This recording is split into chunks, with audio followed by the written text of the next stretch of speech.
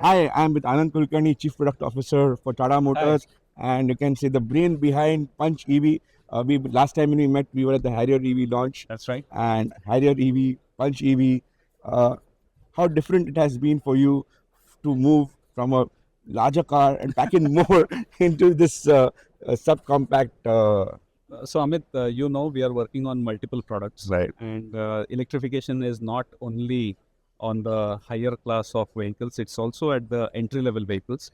So if the Harrier EV was a challenge in terms of the sheer amount of technology and feature integration that went into it on such a large scale, I think this was a challenge in terms of being able to get to our customers in the sub 12 lakh rupees price bracket all the features that they would have wanted.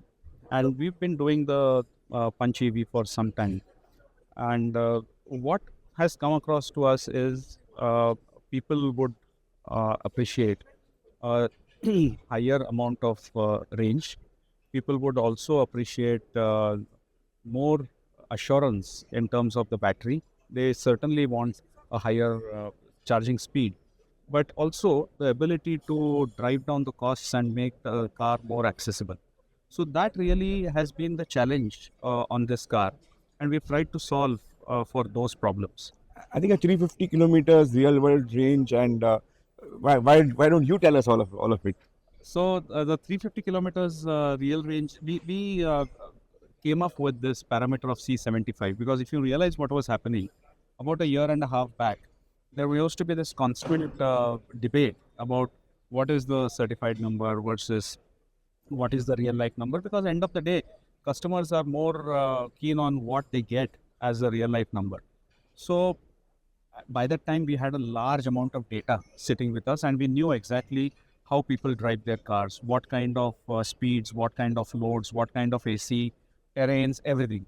So what we did was synthesized this data and made this into a kind of a drive cycle to understand those segments and then look at how you improve efficiency in each one of those segments. And now when you look at the exterior, if you can just walk around the car and just you can tell us what are the small touches that So really make the let's Punch EV. if we start from the front, Yeah, let's go.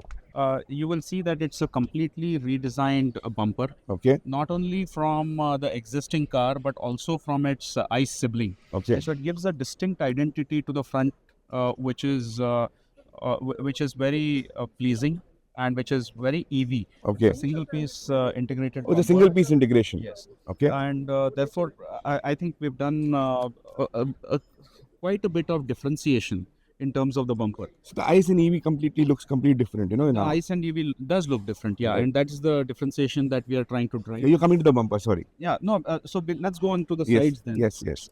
And on the sides, we have this gray colored cladding, Okay. which sort of enhances the muscular look of the car. And it's for the first time that a cladding of this sort, this color is being tried out. And I think this gives a very distinct identity to the car. The gray color also uh, lends a perception of technical and sophistication, and that I think is a great thing. As we go further, you will see that we have coast to coast or the LED light bar. I think they really look fantastic. Yeah, and it sort of enhances the proportions of the car. It makes the car look wider, but more importantly, it also gives a detail of technical sophistication, which is going to certainly appeal to a lot of customers. Okay. So, look, the entire dashboard, the color palette is completely different. It is again distinguished between the ICE and EV, and therefore it lends a more technological sort of It color looks to completely geeky in that sense, Yes, I mean, the touches, even if you look at the way the colors are interspread on the dash, correct. I think a lot of thought process would have A gone. lot of those things have been done. Then we have these blade type Toggle switches. toggle switches, and they are not only very nice to touch, again very technical, very geeky feel, and the tactile feel on that is extremely nice. Right, And I think this is going to be pretty well appreciated. right. And therefore, all things put together, it's a fantastic package. and we spoke about the battery, we spoke Yes. about the e-drive unit. This is certainly something which enhances the value proposition significantly. So my quick question to you would be is that uh, how difficult what it has been to pack a 40 kilowatt hour and even a high range battery on a small terrain. Uh, you are right. Because the footprint of the car is small, it was always going to be a tough one to crack. But then what came to our aid was the Active EV architecture, which allows us to work with multiple cells, multiple formats. What we have done here is moved away from the cylindrical cells that were being utilized earlier, and we have now gone to prismatic cells, Okay. which is not only of a uniform format, the format itself is different, but also uh, they are energy dense. Now, as a result of that, the energy density has also improved and the capacity has also increased. And has the cost also climbed in So, that sense? Because prismatic are, I believe, are more expensive than cylindrical ones. it depends on what kind of cells you are looking at. It is not a generic formula. Okay. But what is important is when you do this integration, then integration can happen at two levels. One is choice of cells. You spoke about it. But excuse me. The second one is also the non-cell cost, which means the cost of everything else apart from the cell. So it is the internal cooling plates, the electrical components, the enclosures, and things of that sort. So we've worked very deeply into taking off costs from a lot of these components, plus the dropping of cell prices, working on all these things of the cell non-cell costs, and more importantly the section one, which is Okay. the drivetrain, Okay. where now, and I spoke during our presentation, that the higher level of integration of components means that you can avoid costs because of extra connections, extra semiconductors, some extra length of high voltage harnesses, and it comes all together saving space, saving weight, and saving cost. So lightweighting has also been an important factor of Yes, this. yes. So, Amit, what has happened is, you see, we've achieved about 28% weight reduction Right. without any impact on performance. Amazing. In fact, the efficiency has gone up, but that 28% weight saving has compensated for the 6 kilowatt hour extra battery that we have been able to do. So, That's how the both the layers have come together. correct. And this is the power of the Active EV, which is the pure EV architecture that we had put in place. And if you remember, we had spoken about this being able to future proof our cars. This is an example of how it does it. And moving forward, sir, we're going to see more traction happening with the Sierra EV also to come. And even at the base level, when we're looking at the fleet segment, I think that is one segment which is really looking at a 300 plus kind of a vehicle. And even for a Tiago EV, which is at the entry level. So just help us to give a gaze into the future as as what how things are going to be panning out, because there's so many products.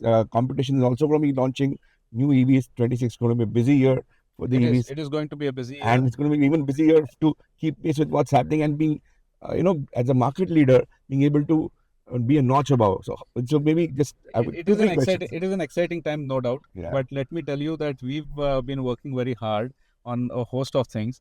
And one of the things is, in our entire drive for democratizing EVs and mainstreaming EVs, we've looked at this is one of our first examples, but a similar kind of approach of reduction of non-cell costs, reduction of any other aspects of cost and elements into the car. We are already looking at that. Recently, we launched our 32 kilowatt hour Tigor in the fleet segment. Oh, when was that? This was about a month and a half back. This is meant for fleet applications. Okay. But I mentioned this because you are also mentioning the fleet applications. Now, that's an exceedingly good package as well. And Because what would be the range in it? it is about 300 kilometers of real life range. Oh, I was not aware about it.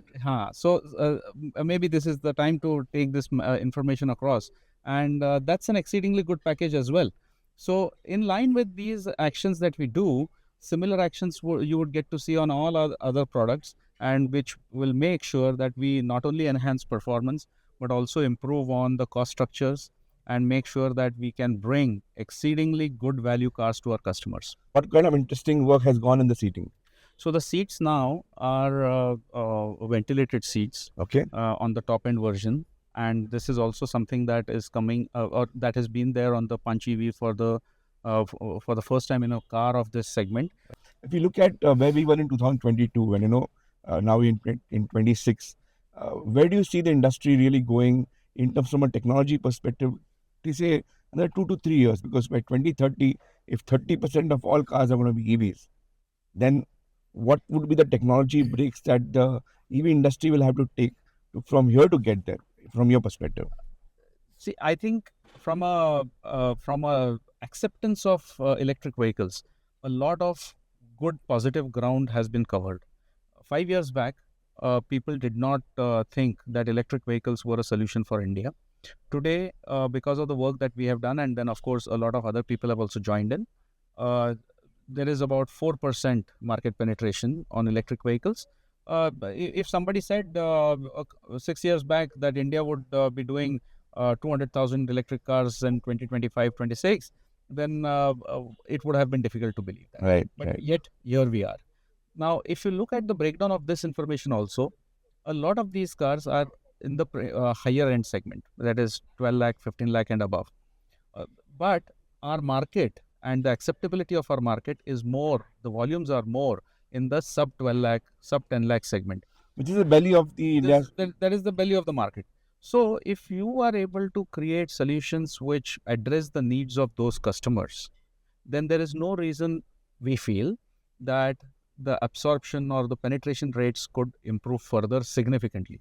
Certainly, we have to get to the level where the mass premium and premium cars are.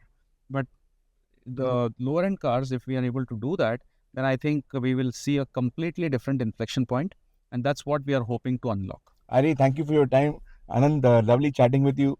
Always been a pleasure. Every time I sit with you and talk to you, like today, you told me that the Tigor EV has been refreshed. I never knew about it, but please give us an opportunity to connect with you once again. Thank you so much. Love talking to you. Thank you. Great.